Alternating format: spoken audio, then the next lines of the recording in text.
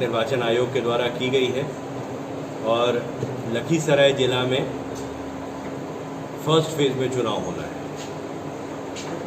आपको ये भी मालूम है कि चुनाव का टाइमिंग जो पहले 7 बजे सुबह से 5 बजे शाम तक होता था वो अब 7 बजे सुबह से 6 बजे शाम तक कर दिया गया है। मुख्य रूप से इसका उद्देश्य जो चुनाव आयोग के द्वारा बताया गया है वो यही है कि हम लोगों ने अंतिम आवर रखा है, खास करके जो कोरोना से संदिग्ध या कोरोना से संक्रमित जो भी व्यक्ति हैं उनके लिए, ताकि वो आए और हमारे जितने भी मतदान कर्मी हैं वो सभी PPE किट्स या कोविड-19 से संबंधित सुरक्षा के सभी उपाय करते हुए उस अंतिम आवर में बैठ करके चुनाव की प्रक्रिया को पूर्ण करें। इसी उद्देश्य से रखा गया है। अब मैं अपने लखीसराय जिला पे आता हूँ। लखीसराय जिला में कुल 2 विधानसभा क्षेत्र हैं, 167 सूरजगढ़ा विधानसभा क्षेत्र और 168 लखीसराय विधानसभा क्षेत्र। हमारे यहाँ कुल 1058 पोलिंग स्टेशंस हैं। पहले ये 696 हुआ करते थे, लेकिन हम लोगों ने उसमें 362 और नए पोलिंग स्टेशंस ऐड किए हैं चुनाव आयोग के दिशा निर्देश के अनुसार। दिशा निर्देश ये था कि जिन भी हमारे पोलिंग स्टेशंस में 1000 से अधिक वोटर्स हैं, उन पोलिंग स्टेशंस में 1000 से जितने भी ज़्यादा वोटर्स हैं उसके लिए अलग से सहायक मतदान केंद्र स्थापित किया जाए। इस तरीके से अब हमारे यहाँ 1058 मतदान केंद्र टोटल हो गए हैं और जहाँ भी हमारे 1000 से ज़्यादा हैं उनको हम लोगों ने इक्वल कोशिश की है कि इक्विटेबल डिस्ट्रीब्यूशन हो। मतलब अगर 1200 वोटर हैं तो हमारी कोशिश यही रही है कि 600 और 600, लेकिन 600 में अगर कोई परिवार कट रहा है तो हो सकता है कि उसका 2 सदस्य 602 मिला करके हो या 603 हो और अगला जो है 597 हो। इस तरीके से हम लोगों ने कोशिश यही की है कि सबको इक्विटेबल डिस्ट्रीब्यूशन करके सहायक मतदान केंद्र और मूल मतदान केंद्र में विभाजित किया जाए।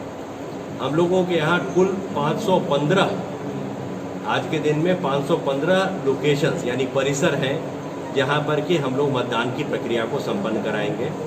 और सबसे अच्छी बात हमारी यही रही है कि हमारे लिए जब भी पोलिंग स्टेशंस की संख्या यद्यपि 1.5 गुना बढ़ गई है, लेकिन हम लोगों ने कोशिश यही किया है कि हमारे जितने भी मूल मतदान केंद्र हैं वहीं हमारे सहायक मतदान केंद्र भी स्थापित हो जाए। और ख़ास करके जहां सहायक मतदान केंद्र स्थापित होने के कारण मूल मतदान केंद्र हमारे वहां पे सक्षम नहीं हो पा रहे थे उनको अपने एक परिसर में लेने में, वहाँ हमने सहायक मतदान केंद्र उसी के नज़दीक में, क्योंकि अधिकतम दूरी हमारे यहाँ 200 मीटर है जो पहले के मूल मतदान केंद्र से, वहाँ पर एक बड़ा हम लोगों ने मतदान केंद्र सेलेक्ट किया जहाँ कि हमारे सहायक मतदान केंद्र के साथ मूल मतदान केंद्र भी आ जाए। और इस प्रकार हमारे सारे मूल मतदान केंद्र और सहायक मतदान केंद्र एक ही परिसर में आ गए। लखीसराय जिला में वर्तमान में कुल जो वोटर्स की संख्या है हमारे यहाँ, मैं असेंबली कॉन्स्टिट्यूंसी वाइज बता देता हूँ। हमारे यहाँ सूर्यगढ़ा में कुल पुरुष मतदाता है 1,81,417, महिला मतदाता है 1,55,388, अन्य है 3, कुल मिलाकर 3,36,808। लखीसराय जिला में, लखीसराय कॉन्स्टिट्यूंसी में, असेंबली कॉन्स्टिट्यूंसी में पुरुष मतदाता है 1,95,467, महिला है 1,70,699, अदर्स हैं 11, कुल मिलाकर 3,66,177। इस प्रकार पूरे जिला की स्थिति ये है कि हमारे यहाँ पुरुष मतदाता 3,76,884, महिला मतदाता 3,26,087, अन्य है 14। कुल मतदाताओं की संख्या हमारे यहाँ है 7,02,985। हमारे यहाँ मतदान केंद्र की स्थिति हम लोगों ने बता दी है।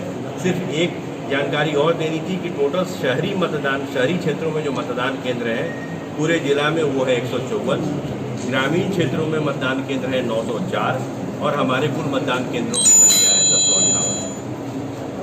इसके अतिरिक्त हम लोगों के द्वारा चुनाव कार्य संपादित करने के लिए कर्मियों की सूची तैयार कर ली गई है।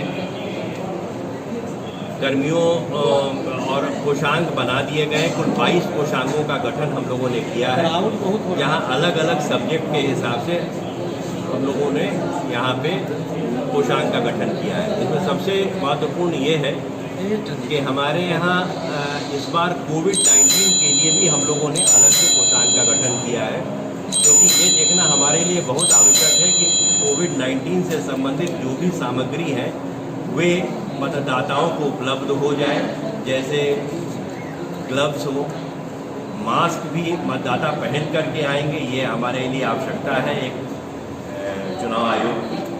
और इसके अतिरिक्त सभी मतदान केंद्रों पे आवश्यक संख्या में सैनिटाइजर की व्यवस्था की जाएगी, सोशल डिस्टेंसिंग बनाए रखना है। इसके लिए नोडल पदाधिकारी हमारे यहाँ डिस्ट्रिक्ट के लिए सिविल सर्जन साहब को नॉमिनेट किया गया है।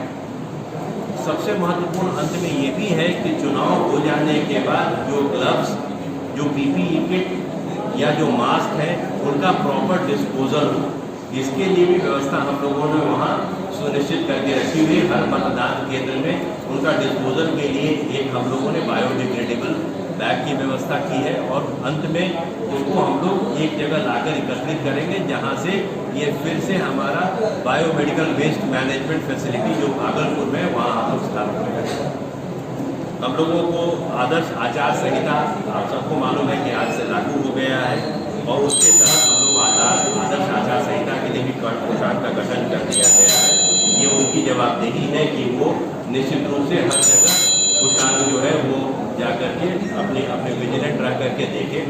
हम लोगों ने FST जो हमारे फ्लाइंग स्क्वाड टीम है, हम लोगों ने स्टैटिक सर्विलांस टीम और हम लोगों ने इसके लिए वीडियो सर्विलांस तथा वीडियो वेइंग टीम का भी गठन कर दिया है।